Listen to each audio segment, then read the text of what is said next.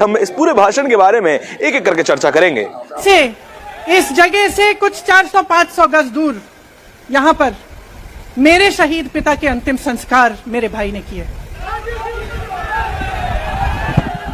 उस शहीद पिता का अपमान भरी संसद में किया जाता है। उस शहीद के बेटे को आप देशद्रोही कहते हैं, आप मीर जाफर कहते हैं, उसकी आप मां का अपमान करते हैं। आपके मंत्री मेरी मां का अपमान भरी संसद में करते हैं। आपके एक मुख्यमंत्री कहते हैं कि राहुल गांधी को पता भी नहीं है कि उनका पिता कौन है। आपके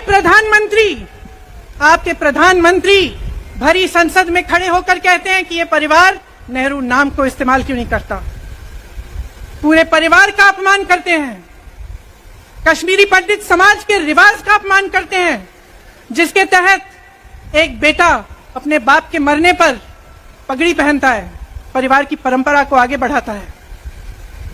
लेकिन आप पर कोई मुकदमा नहीं होता, आपको 2 साल की कोई सजा नहीं मिलती, आपको जेल की सजा नहीं मिलती, आपको संसद से कोई बाहर नहीं निकालता, आपको मना नहीं करता कि 8 सालों के लिए आप चुनाव नहीं लड़ सकते। क्यों? मैं पूछना चाहती हूं क्यों? तो मैं पूछना चाहती हूं, एक आदमी का कितना अपमान करोगे, कितना अपमान करोगे? क्या यही है इस देश की परंपरा? आप परिवारवादी कहते हैं, तो भगवान राम कौन थे? भगवान राम को वनवास में भेजा गया, उन्होंने अपने परिवार, अपनी धरती के प्रति अपना धर्म निभाया। क्या भगवान राम परिवारवादी थे? क्या पांडव परिवारवादी थे कि वो अपने परिवार की संस्कारों के लिए लड़े? और हमें क्या शर्म आनी चाहिए कि हमारे परिवार के सदस्य शहीद हुए इस देश के लिए, कि इस झंडे में उनका खून है, इस धरती में उनका खून है, इस देश के लोकतंत्र को मेरे परिवार के खून ने सींचा है। और जो सोचता है कि हमें अपमानित करके हमें डराएंगे, हमें धमकाएंगे, जो सोचता है कि तमाम एजेंसियों को लगाकर हम पे छापे मारकर हमसे कुछ भी कर ले, हमको हमें डराएंगे, वो गलत सोचते हैं। हम डरने वाले नहीं हैं, हम और मजबूती से लड़ेंगे। हम इस देश के लोकतंत्र के लिए कुछ भी करने के लिए तैयार हैं। इस देश के लोकतंत्र को, इसकी नींव कांग्रेस पार्टी के महान महापुरुषों ने डाली है। कांग्रेस पार्टी लड़ी इस देश की आजादी के लिए, और आज भी इस देश की आजादी के लिए ही लड़ रही है। कभी कभी मैं सोचती हूं, मुझे समझ में नहीं आता कि पब्लिक क्या सोच रही है। क्या देख नहीं रही है क्या हो रहा है? क्या आपको दिख नहीं रहा है कि आपकी सारी संपत्ति लूटी जा रही है, एक आदमी को दी जा रही है, गिने चुने उद्योगपतियों को सब कुछ दिया जा रहा है। किसकी संपत्ति है? ये राहुल गांधी की संपत्ति है, ये आपकी संपत्ति है। ये पीएसयू किसके हैं? किसके लिए बनाए गए? आपके लिए बनाए गए, जो ऐसे एक के बाद एक इनको बेचे जा रहे हैं, दिए जा रहे हैं। तो आप समझ क्यों नहीं पा रहे हैं? आप गैस के सिलेंडर के लिए 1000 रुपए दे रहे हैं, और यहां आपकी सारी संपत्ति किसी को सौंपी जा रही है। राहुल गांधी जी ने क्या कहा? अरे कौन सा इतना बड़ा जुल्म कर लिया कि आपसे 2 सवाल पूछ लिए, जवाब नहीं दे पाए ना, घबरा गए। और जो अहंकारी होते हैं, तानाशाह होते हैं, क्या करते हैं? जब सवालों का जवाब नहीं दे पाते तो पूरी सत्ता को लेकर जनता को दबाने की कोशिश करते हैं। जो सवाल उठाता है उसको दबाने की कोशिश करते हैं। आपने कभी सोचा है, आंखें खोलिए, आपने कभी सोचा है कि ये पूरी सरकार, ये सारे मंत्री, ये सारे सांसद एक आदमी को बचाने की क्यों इतनी कोशिश कर रहे हैं? इस अडानी में है क्या कि इसको आप सारी संपत्ति दे रहे हो देश की? 20 हजारों करोड़ शेल कंपनियों में इनकी हैं, और आप इन पे इंक्वायरी नहीं कर सकते? ये अडानी है कौन कि आप सब उनका नाम उठते ही बौखला जाते हैं और उनको बचाने में लग जाते हैं? तो जहां जहां हम जाते हैं बेरोजगार नौजवान क्यों दिखते हैं? इतनी महंगाई क्यों है? इतनी महंगाई क्यों है? क्या आप इतने बड़े काम कर सकते हो लेकिन एक गैस सिलेंडर का दाम कम नहीं कर सकते? आप छोटे व्यापारियों की मदद नहीं कर सकते? आप रोजगार नहीं बनवा सकते तो फिर आपकी सरकार किस काम की है? लोगों को दबाने के लिए है या अडानी जी को आगे बढ़ाने के लिए है? और इतनी चीजों को फैलाया जाता है जो सच नहीं है, झूठों को फैलाया जाता है। आप सोचिए, राहुल गांधी दुनिया के सबसे बड़े जो शिक्षा के संस्थान है वहां से पढ़ के आए हैं। हार्वर्ड और कैम्ब्रिज की उनकी डिग्री है। कैम्ब्रिज से उन्होंने इकोनॉमिक्स में मास्टर्स डिग्री, एमफिल डिग्री उनको मिली। आप उसको पप्पू बनाते हैं। पूरे देश भर में आपकी सहायता के साथ मेरे मीडिया के दोस्तों, डिग्री आपने देखी नहीं, सच्चाई आपने देखा नहीं, उनको पप्पू बना दिया। फिर पता चला कि ये पप्पू तो यात्रा में निकल आया और पता चला कि ये तो पप्पू है ही नहीं। इसके साथ तो लाखों लोग चल रहे हैं। ये ईमानदार भी है,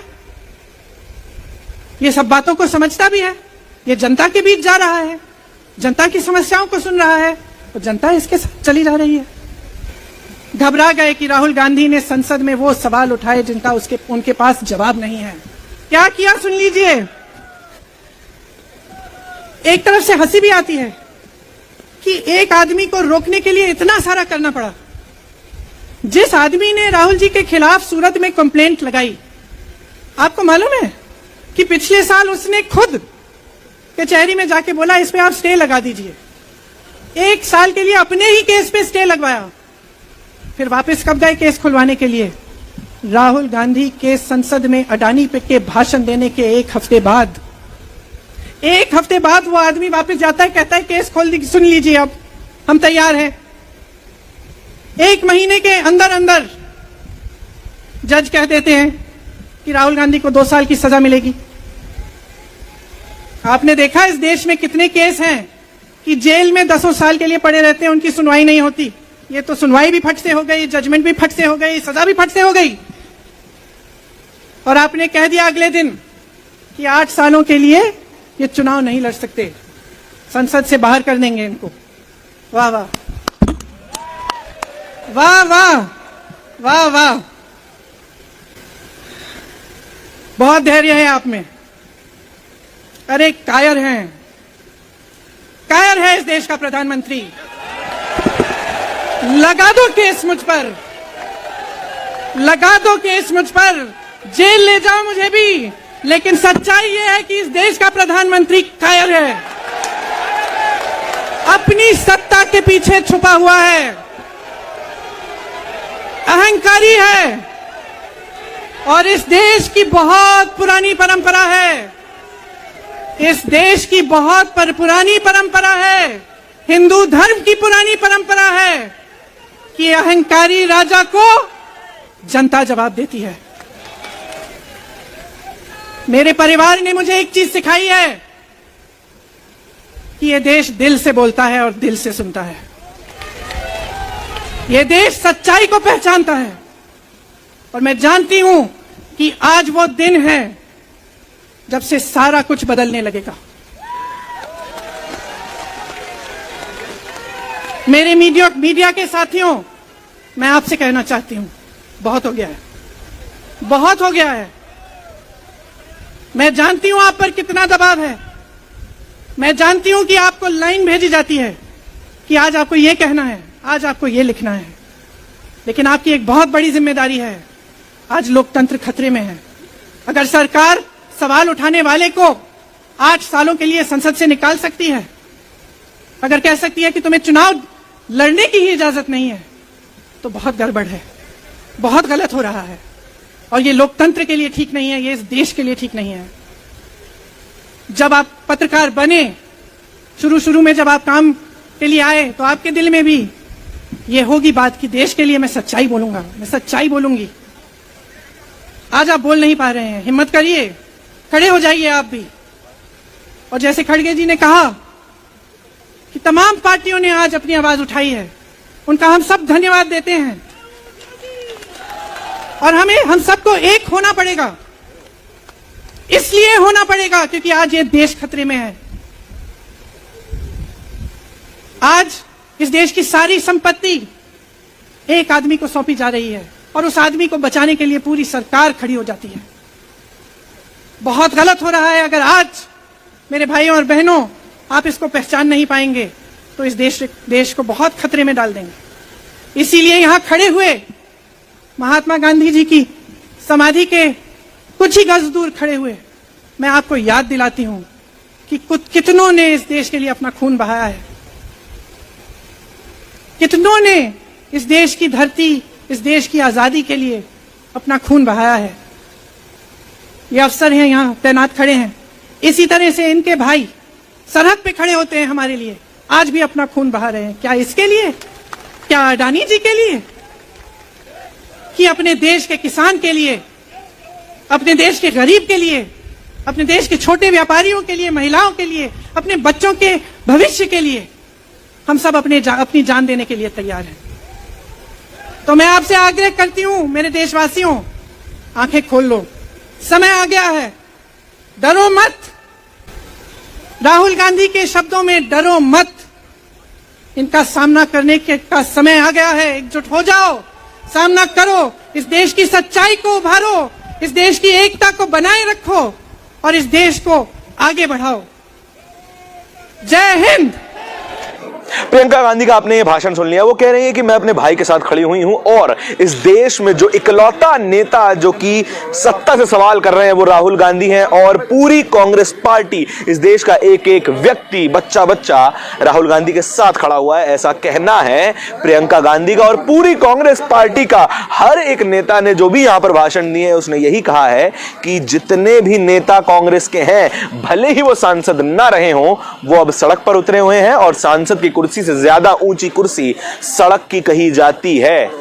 पूरे विपक्ष भी एक तरफ आ चुका है और ट्विटर पर इसी तरीके के जो है बयान सामने आ रहे हैं, जहां पर एक एक विपक्षी नेता, एक एक रिप्रेजेंटेटिव, सब के सब राहुल गांधी के समर्थन में दिखाई दे रहे हैं। आपके इस पूरी वीडियो के बारे में विचार क्या है, कमेंट सेक्शन में बताइएगा जरूर। और ऐसे ही वीडियो देखते रहने के लिए, ऐसी खबरें देखते रहने के लिए HNP न्यूज को सब्सक्राइब जरूर कर लीजिएगा। मैं आपके साथ धारण, धन्यवाद।